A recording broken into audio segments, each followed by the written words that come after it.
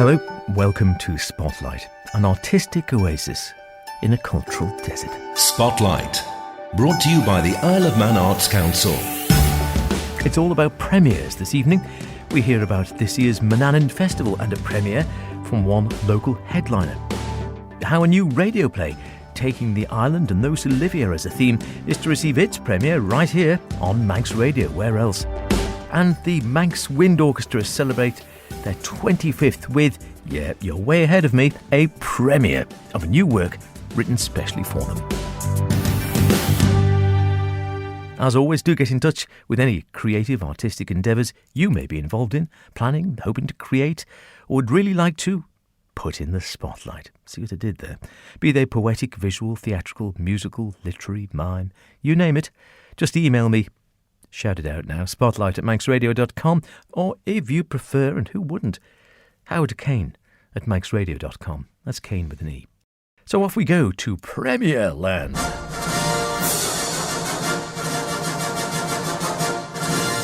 And anyone worth their artistic salt will know that one of the best-known festivals on the Isle of Man is already underway. The Mananan Festival has featured some of the greatest musicians, actors, writers, groups, poets in the world over the years. At its home, the ever-wonderful Erin Arts Centre. This year, it's had its share of difficulties, it has to be said, but promises much the same, as well as featuring some world-class talent resident right here on the island. Arts Development Manager at the EAC, Pip Rolfe, told me more. It's been running since 1975, I think. So 4 years after the centre opened, obviously started by John Bethel. And it's featured some pretty heavyweight names in pretty much all spheres over the years. I hope most people know about it. And you're right, it's always had a real, I always feel there's been sort of something for everyone, really. It hasn't just been elitist. No, there's been, obviously the focus has been predominantly on classical music. There's been a lot of piano music, a lot of solo pianists, but also theatre, quartets, folk, jazz. I was going to say, I've been some great jazz at the Mananan over the years. Yeah, we don't have jazz this year because, in another plug, we've got a jazz festival happening here in October. Absolutely, yeah. Is that Jerry Carter again back in that one? Yeah, Jerry has a hand in it. So let's go back to this year's festival then. It's already underway? It is underway. We've had a little bit of a rocky start in that Ruth Keggin and Rachel Hare were due to be launching their new album, which was recorded here last year. So that would have been a lovely piece of symmetry to open the festival with. Unfortunately, due to illness, we have been forced to, let's say, postpone. We've cancelled it in that it's not going to be rerun during festival week. But because it's an album launch, it will be rescheduled, possibly for August. And looking forward towards the weekend then, what's coming up if people are thinking maybe coming down this weekend? Okay, we've got 3 real grandstand acts, Thursday, Friday, Saturday. Thursday we have the Solom Quartet, who are a London-based string quartet who are absolutely incredible. They were recommended to me by Martin Outram of the Magini, who have played here before. And in a heartbeat, he said, put the Solom on. So I have. They're one of those really thrilling kind of contemporary quartets. Contemporary in that I put in the press, they join the dots between Schubert and Kate Bush. But they play all the kind of classical canon, but they also they've just performed a piece by Radiohead's Johnny Greenwood. They also sort of perform pieces by a lot of the contemporary composers too. So they're really thrilling, kind of innovative group. So that's Thursday night.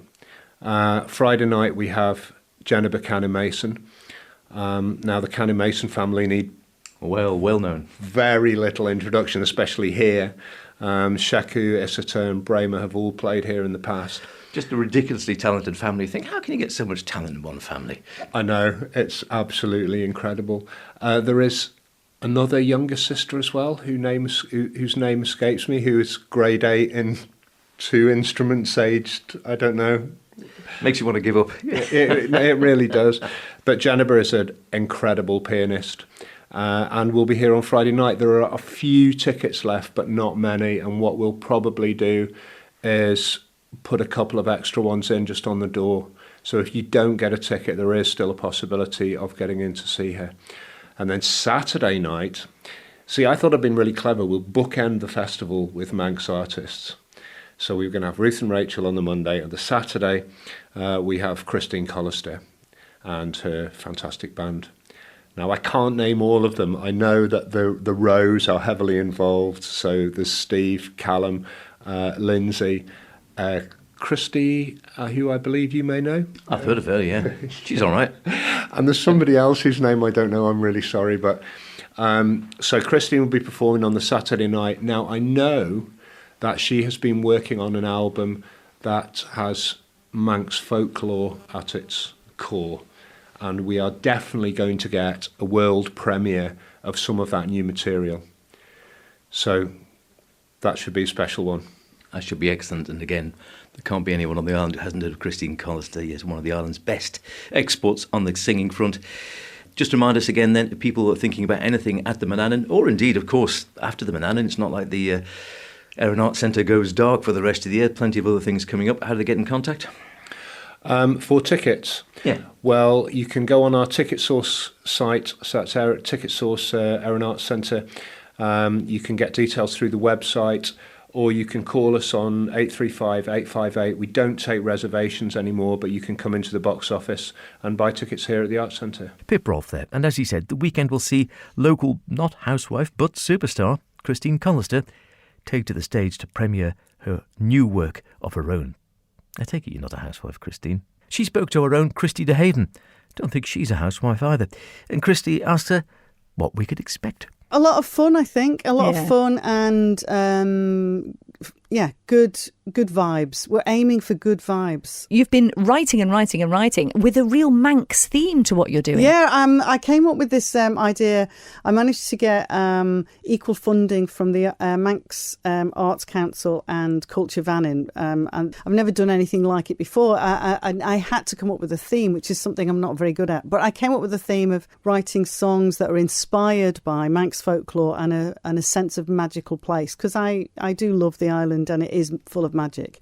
So I started reading lots of the folklore, the stories and what have you, and a few of them sparked my imagination. Now, I'm not telling the stories necessarily. I am inspired by them. And then also it's not folk music. It's whatever comes through me at the time. And I don't know what I imagined it would sound like to start with, but I thought I'd write sketchy songs and then I'd get a bunch of people in to record them. But it turns out that I've just been playing with the wonderful musical sounds in the Logic loops box on my computer, and I've just had the most amazing time. Now, I am a reluctant writer.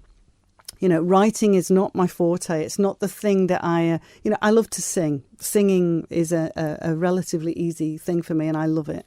And writing has always been a bit of a struggle for me. I've struggled with the art of writing, and here I am, and I wrote 8 songs in about as many weeks recently. I need to write one more, I think.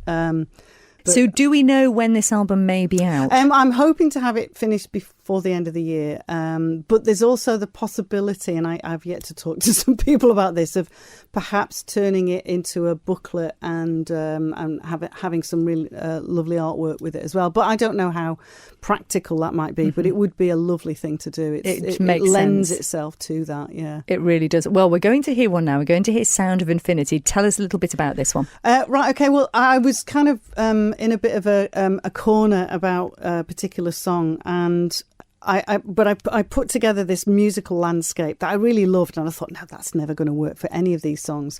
And so I put aside the idea I originally had, and I started looking through my notes, of which I have loads. and I found this one little phrase, and it said, when the old people of Dalby Mountain... Did we even know we had a mountain in Dalby? I didn't. When the old people of Dalby Mountain, they used to go up to the mountain and put their ear to the earth and listen to the sounds of infinity.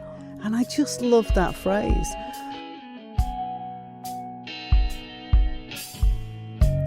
Listen to the wind. Listen to the sea. Put your ear to the ground now. Hear the sound of infinity. The sound of infinity. There's a murmur in your mind, a thought that needs the light of day.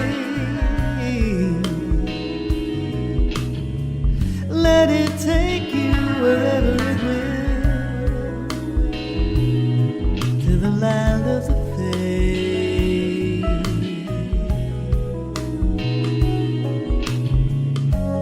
listen to the wind. Listen to the sea.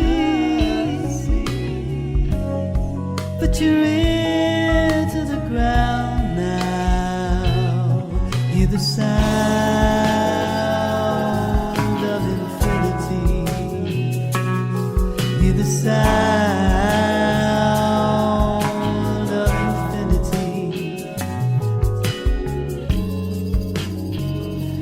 There's a place in your heart that loves beyond what you see. It nurtures the magic in your soul that yearns to be free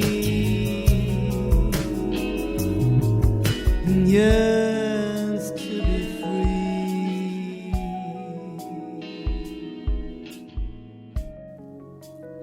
Wonderful stuff from Christine Callister, as ever. I don't think she's ever done a duffer, to be honest with you. And if you want to catch her live, you may be looking to snaffle a ticket, though I think there's only a handful left if it's not sold out. Who knows? Check it out if you fancy your chances. You can go online to their website. You can try Ticket Source, Erin Arts Centre. You can phone 835858 for info. No reservations over the phone, I'm afraid. Or drop into the EAC itself. Check out what's going on there while you're there. Spotlight. Brought to you by the Isle of Man Arts Council. Now, we don't hear as much drama or radio plays on Manx Radio as we'd like, I dare say. I think we can say that. It's an arts programme. Who's going to disagree? More drama, plays, stories and comedy, please. There we are. But that's about to change with another premiere. I think that's our last this evening. Suddenly at Home. It's written, directed and produced by a super talented pairing of Sonia Quayle and John Crane, who told Sean Sternick more about the project. The way Suddenly at Home works is it's sort of narrator driven, and that really affords you the ability to, you know, look inside characters' heads. You can know what they're thinking, what they're dreaming about, all this kind of thing. Whereas on screen, you can still do all that stuff, but it requires the actors to show it, like with their faces, really. Whereas to have a narrator who can, knows everyone inside out and is God, essentially, like all-knowing, is really liberating. It's really fun to write like that. Similar with the directing. It was, in fact, I was a little bit hesitant when John invited me onto the project because I'm such a visual person. So I was like, well, how do you direct for I mean, obviously you do think about dialogue when you're directing for film and theatre as well, but actually it was such a great process. We had so much fun with it. The fact that you can get takes very quickly. You don't have to wait for, the crew to set up or, and it's very, the directing is very actor focused, which is my favourite part of directing. James Northcott really kindly offered to play the narrator for us. We've worked with James before. He's got what I think of as a beautifully timeless, very British accent, which I really wanted as the backdrop for the Manx accents. The Manx accents in themselves is such a wide range, and against that British accent you can really appreciate that, and it's one of the things that I've really enjoyed about getting the performances. And then John came to the Isle of Man. We got all of the Isle of Man actors into Manx Radio. Edward Crompton, our editor, came over to help us out, and Sarah Hendy was our technician, and it was a great team. One of the best things about this project for me is that I get to work with the Manx players, who I love to do theatre with. Dot Tilbury kindly accepted to take a part for us, and Jane Corkill. So these are people that we all know on the Isle of Man as really great performers, and everybody's working together without having to be in the same place at the same time. So that was another great thing about doing radio. And it's so full of, as you said, Manx voices, Manx actors, Manx voices. The materials I read about your play talk about being Manx, how the play is a reflection of what it's all about to be Manx. Now, I'm obviously not. I'm a come over. What's it mean to be Manx, John? Well, what I wanted to do with Suddenly at Home was to sort of offer an alternative take on what it is to be Manx. Because we have, as a nation, we have quite a sort of strong idea of who we are and how we like to portray ourselves. And the sort of Manx language and that kind of Manx identity, that wonders have been done as sort of reviving Manx as a language. But when I grew up in the 90s, that wasn't as mainstream as it is now. And of course, there's nothing, I'm not sort of arguing that is not a true form of Manxness, but I wanted to explore a kind of Manxness that you don't see celebrated quite so much. The kind of, because in the 90s, I think it was a very different place, and it's set then. And there's a lot of the kind of characters who I encountered largely through my two grandmothers. I had lots of these sort of really eccentric friends, and people who would talk about really quite odd things and not thinking they were funny. And I hope that those people who sort of don't get officially remembered are remembered somehow in Suddenly at Home. Fascinated already? Bet you are. Then you don't want to miss it. The premiere of Suddenly at Home will be right here on Manx Radio, 9 p.m. on Tynwald Day, and available afterwards as a podcast. Don't miss it. You can take it with you if you get the podcast, of course. I've had a sneak preview. It's beautifully produced theatre for the ears. Now, this is our last, I told you I'd lose count, but by no means least premiere. It's music again, albeit a little bit different to Christine. The Manx Wind Orchestra.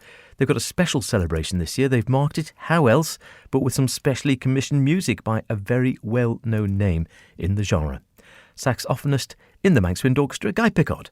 Tell me more. The Isle of Man Wind Orchestra are having a concert on this Friday, 1st of July, 7:30pm at St Ninian's Church. And it is one of our regular concerts, but it is a special occasion on this occasion because it's celebrating our 25th anniversary. And the music that we're playing includes, as you say, the piece by Martin Ellaby, which is called Four Manx Dancers. And it's been specially commissioned to celebrate our anniversary. So this is going to be sort of the premiere of playing the piece, and Mr. Ellaby himself will be there to listen. So it's a big deal for the orchestra. It is, no mistakes then. If I can put it in sort of footballing terms, imagine Jurgen Klopp giving our fantastic Isle of Man Ravens some set pieces to work on, and then finding that Jurgen Klopp's at the ball on Saturday afternoon to watch them. So it's a similar sort of thing for us, where we've got we've put a lot of work into it. We want to do it as well as we can for Mr. Ellaby. He's heard us play before, because 5 years ago we commissioned him to do another piece for us to celebrate the 20th anniversary, which was a wonderful occasion. 5 Manx romances on that particular occasion. He wrote. He used the word romances in the terms of a saga or a story, rather than a sort of something actually sort of d'amour, a romantic. And And we all loved playing it. A lot of it was very challenging for the orchestra, but with all the hard work that went into it, we did a very good performance of it. So we're looking forward to the premiere this Friday of his 4 Manx dances. He's taken inspiration really from visiting the island, and on this occasion the 4 pieces are called Castletown, which is a sort of lively opening, sort of almost like a marchy piece. Ramsey, which is lilting and with passion. There's a wonderful piece called The Point of Air, which I think, being a saxophonist, and I have a little part in this, it's almost like cool jazz. We like that. Yes, it's a really delightful sort of slow piece featuring solo oboe as well.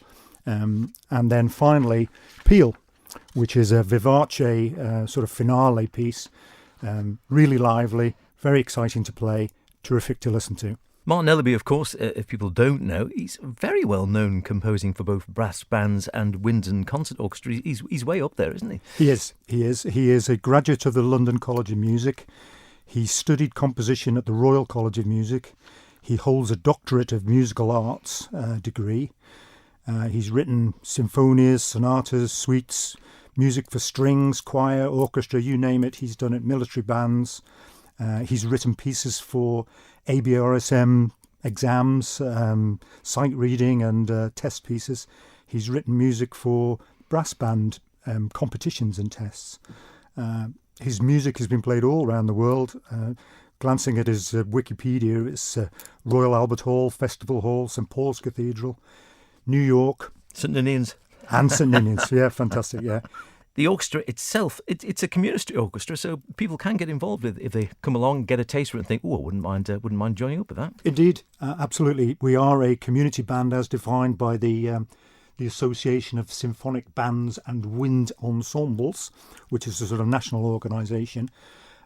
It's been going since 1997. Our musical director, Paul Dunderdale, who's just about to sadly step down, was one of the founding members. Along with a guy called Chris Weldon and Henry Tier, who was a physics teacher at Castle Rushen. It's open to players of woodwind, brass and percussion of all ages, of all abilities. And if I may just mention that, Paul's been running this show for 25 years. You won't mind me saying that he's actually 72 now. Don't tell anyone. And he's stepping down. And there is a vacancy for musical director. Big shoes to fill. Absolutely. I think the information would be there on the Isle of Man Wind Orchestra's Facebook page. The announcement was only made this week, and of course we're all still a little bit in shock about it, but we support Paul in every way. He's been wonderful. He'll be on top form on Friday night, and we're looking forward to supporting him and doing our very, very best for him. Congratulations and happy birthday to them. Do let them know if you think you could take over from Paul's rather large shoes. I can't play the new piece. It's a premiere. It hasn't had its premiere yet. But let's finish with a snippet of the music Martin Ellaby did for the 20th anniversary of the band. Lovely stuff. That's about it for this week. Don't forget, if you want to hear anything again, go to manxradio.com, download the Spotlight podcast, listen at your leisure. Drop me a line with any artistic thoughts, ideas, whatever. Stay creative, and I'll see you next week. Cheerio.